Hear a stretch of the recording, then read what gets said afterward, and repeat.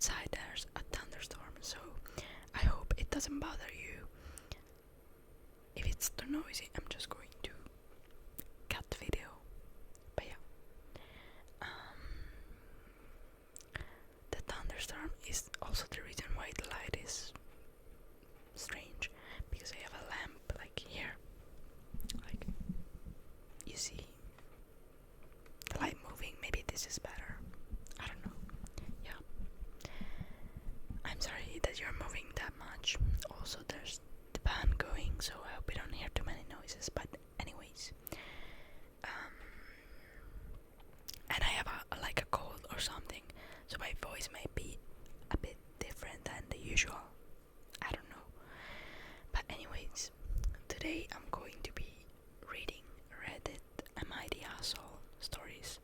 So here I have it open, and let's just get right into it. So let's start with the first one. Am I the bad guy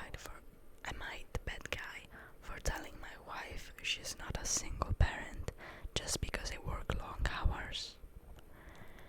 My wife, 29F, and I, 31M, have a 3-year-old son. I work 10-12 hours a day as a contractor while she stays home.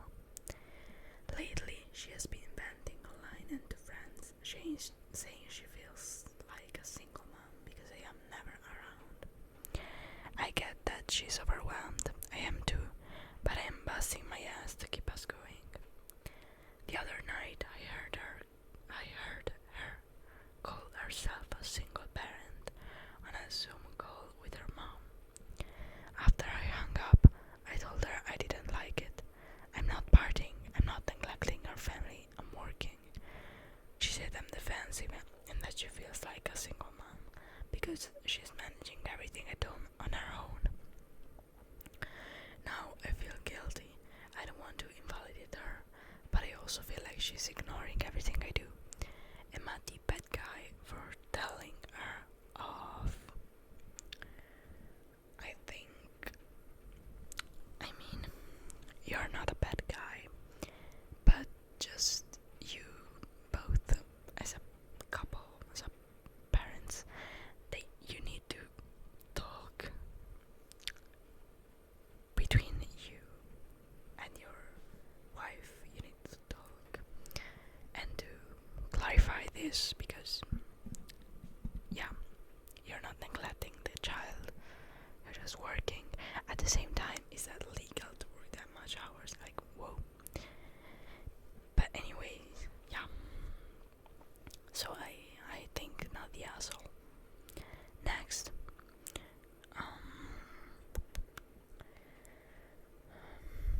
am I the bad guy if I refuse to split my inheritance with my stepsister after how she treated me as kids?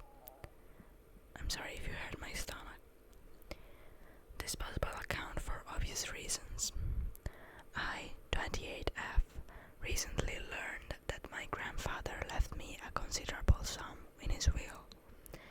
My mother always told me that my half-sister, Amy, 30F, and I should be treated equally, but when we were little, Amy made my life hell, like bullied me, stole my things, got me in trouble for things I didn't do. We were never close, and when she passed away at 18, we barely spoke for years. She passed away. We were never close, and when she passed away at 18, the mother. I don't know who is talking about. I don't understand who passed away. Maybe the mother. Now that my grandfather is dead, Amy and my mother, no, the mother is alive. I don't know who's dead. Amy and my mother both say it's only fair that I split what I've received 50-50, because family is family. I feel like after everything Amy has put me through, I don't owe her anything, especially when she made it clear all this year that she wanted nothing to do with me unless she needed something. Mom is making me feel guilty, saying I'm selfish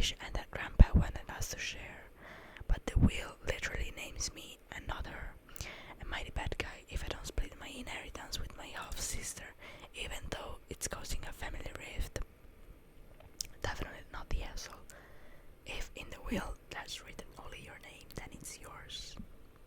There's no need to give it to someone else. Wait, I don't like the lighting. I don't know where to put the lighting. I think it's bad anyways, so. Oh my god. No. Okay, let's just keep that here. Okay, so let's move on to the next. So this is not the asshole, not the bad guy or whatever. But if you understood who's that, who died, I didn't understand it.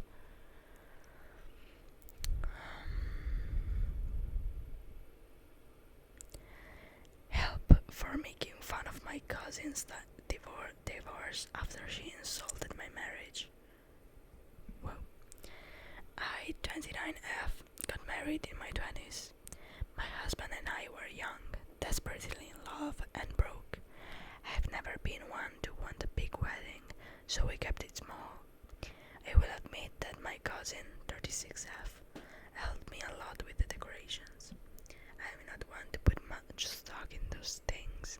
I was fine with it, even if it looked a little simple, but she wanted to make the day special for me, and I appreciated that.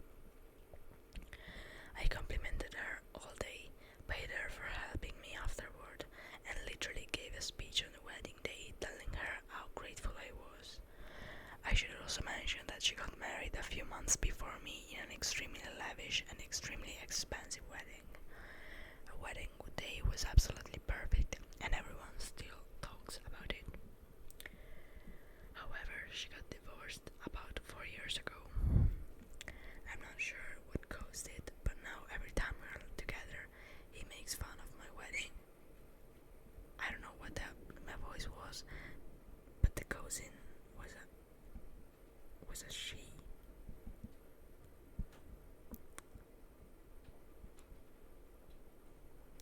Guys, what the hell is happening? Wait, no, it's a he. The cousin was a she, was a 36F. Maybe the husband. I don't know. I'm not sure what caused it, but now every time we're together, he makes fun of my wedding. He makes fun of how small it was. He makes fun of how tacky the place was. He insults my bridesmaids and my husband's family and how useless they were that day. I usually don't fight back because honestly, I don't care what he thinks.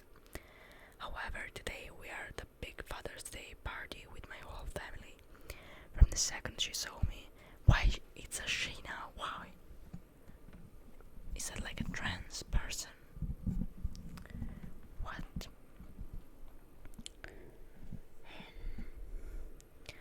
However, today we are at the big Father's Day party with my whole family. From the second she saw me, she started bad-mouthing my marriage to her new boyfriend. I don't know, but something in my brain clicked, and I said, well, at least I'm still married. My whole family is mad at me. They said I went below the belt with that comment, but absolutely no one has ever stopped her for insulting me over and over again. Help.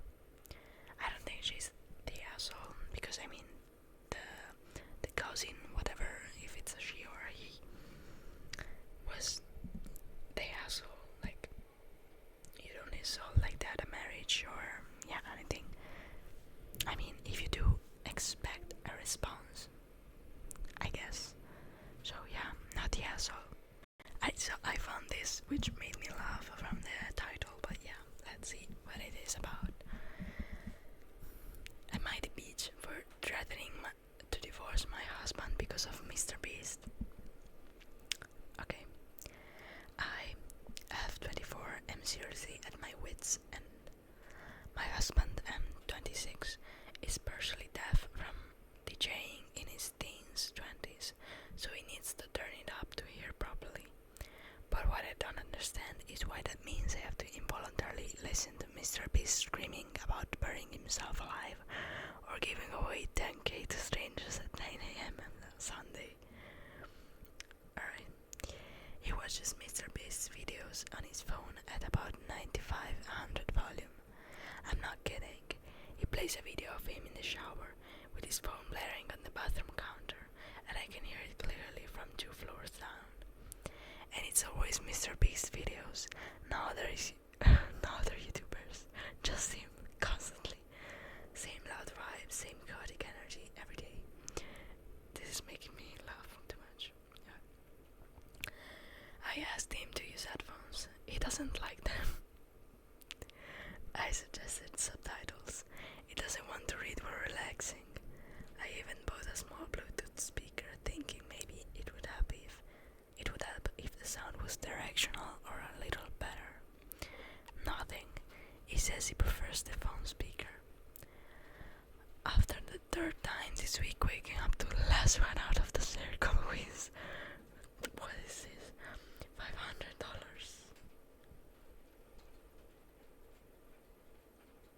It's more than 500. I just don't know. I just don't know to pronounce this number, but whatever. Echoing through the damn walls, I got a little pissed and said, half jokingly, if I hear another Mr. Beast video blasting, I'm not going to file for divorce. I'm going to file for divorce. Now he sulks, saying I don't respect his hobbies or his hearing problems. But honestly, it's not just the volume, it's the content. I think it's childish. He's almost 30 years old. Why is a grown man obsessed with video made for 14 years old with zero attention spans? I love him, but I just want peace and quiet in my home. I'm tired of feeling like I'm living in a YouTube thumbnail. Am I the bitch? Alright, so I think she is not the asshole. Because, I mean, you need to find a compromise. And there, he has hearing problems. I want to hear Mr. Beast use headphones, you know. And even an adult cannot reach a compromise. Yeah. He's childish. So yeah, not the asshole for this. Let's see. This made me laugh. Let's see. The next one. There are a lot. I'm trying to find one different, a bit different.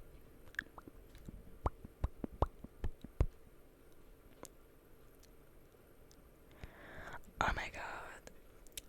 This. Maybe I'm going to find. She's the asshole. I don't know. Because the title is Am I the Asshole? My daughter came out as gay. I feel like I failed as a parent. Let's give it the benefit of the doubt. So, my daughter, 23F, just came out as a lesbian. She had a family dinner, drank a lot, and then very nervously said she was gay. Everyone looked at each other, trying to figure out what the problem was. My reaction, I always suspected, was, okay, who wants a dessert? My daughter told me later that she expected more support. I told her there was no need to come out. She could just invite her girlfriend over, just like she would with a boyfriend. I told her there was no need to have a dinner party and announce it. We all loved her and didn't care if she was gay, straight, trans. She burst into tears. The thing is, I've always made sure my daughter knew she was loved no matter what, and no one in my family cares who is LGBTQ+. We have several family members who are gay, so I'm honestly confused as to why she felt like the need to come out.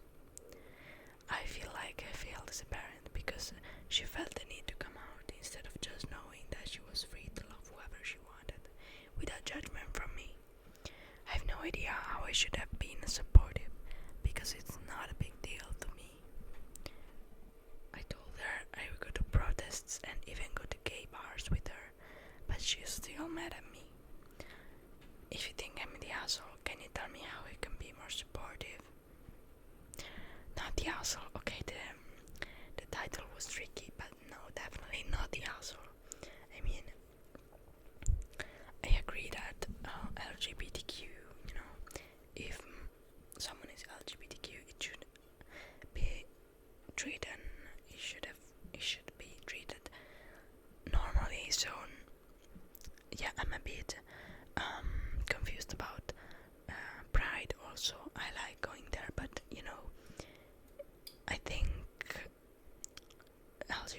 war. They should be treated normally. So yeah, not the asshole. But you know, I understand one like expecting more support. You know, just like more like, oh yeah, don't worry, we're so happy. But yeah, I don't think it's needed. Alright, the next.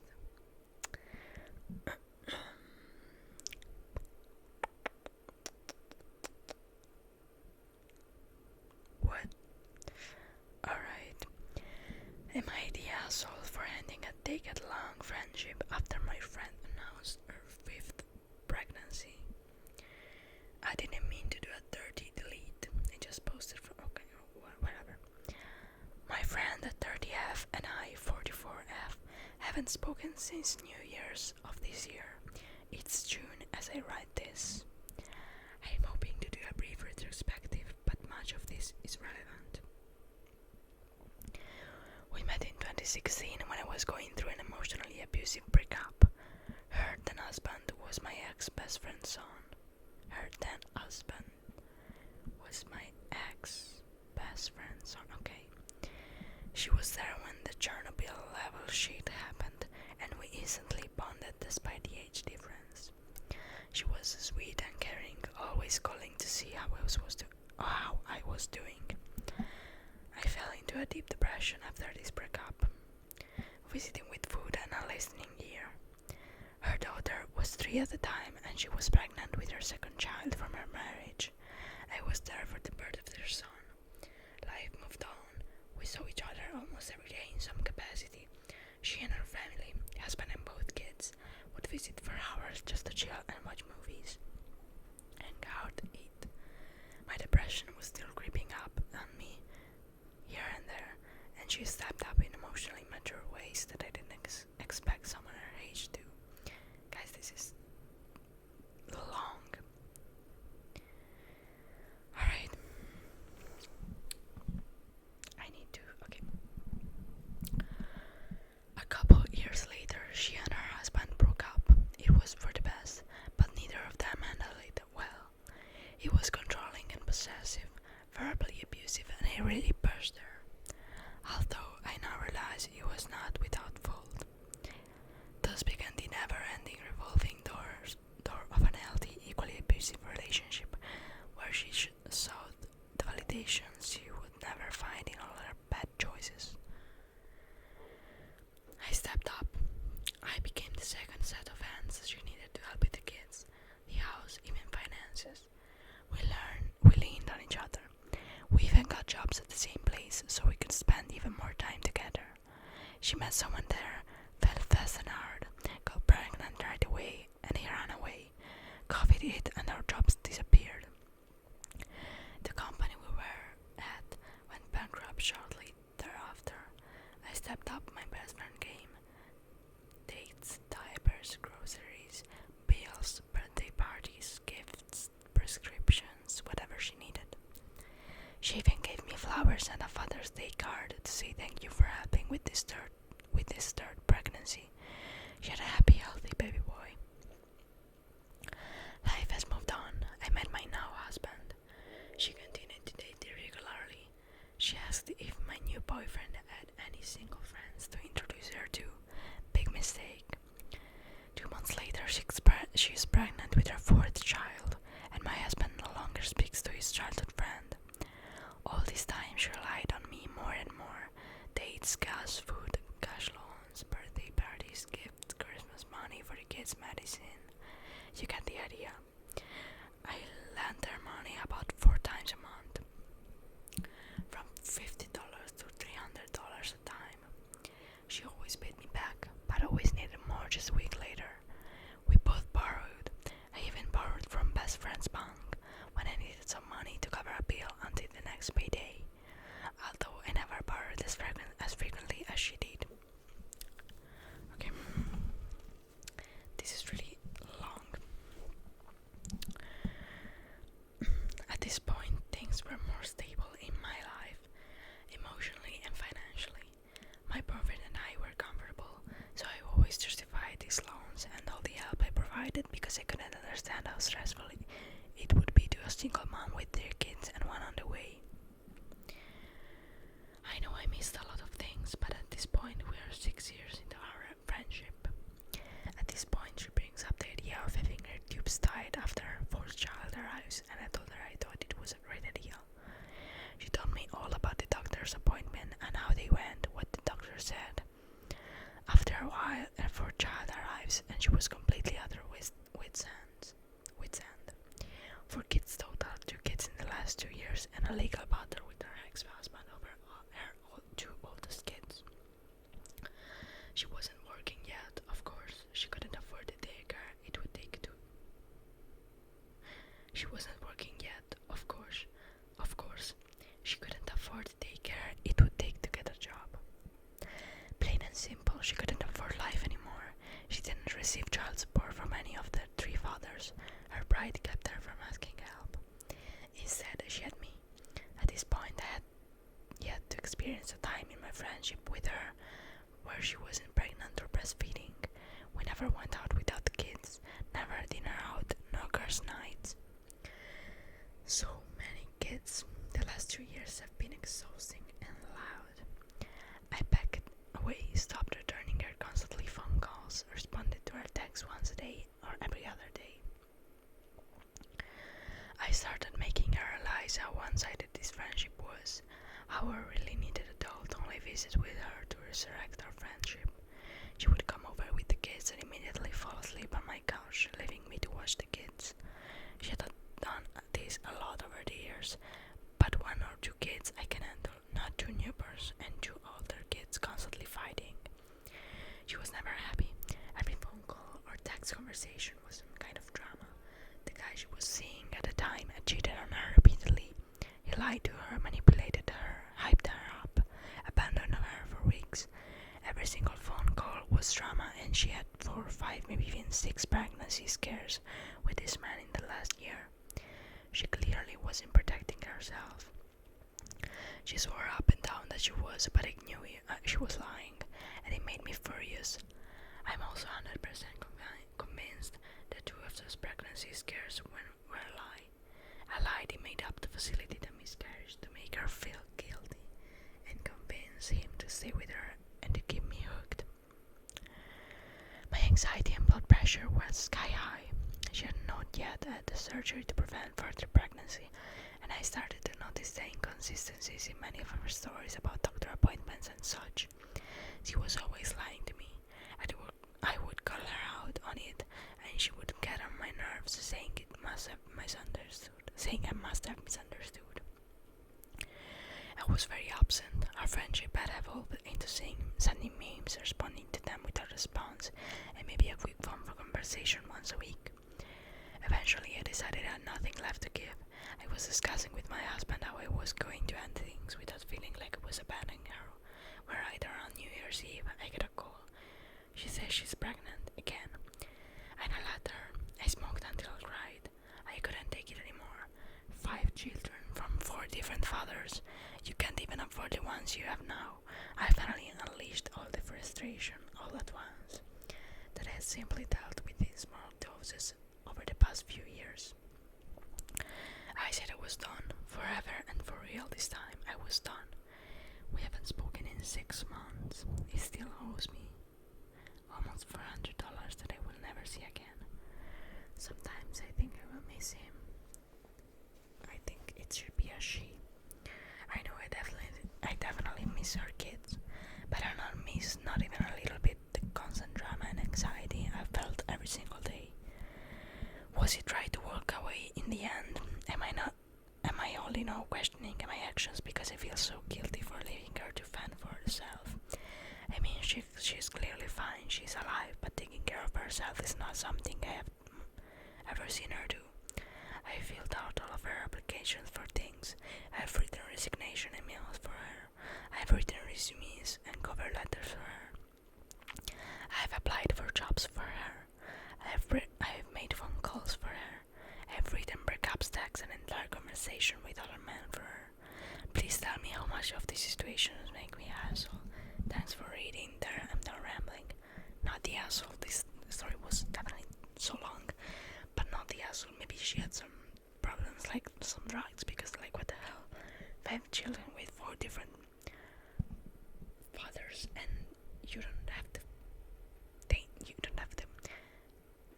anything to support them. No, she needs to grow up. But yeah, I mean, the mother of 5 kids needs to grow up. But yeah, so this was it for today's video. If you see me tired, it's because I am. It's cold, even though it's raining, and I feel like I'm about to faint. So I'm just going to end this video so I can be more. I can turn the fan more. Yeah. So I hope you enjoyed this video. If you did, leave a like, comment, and subscribe. And tell me if you like this kind of video. I like them. Maybe I'll do more. But yeah, so we'll see in the next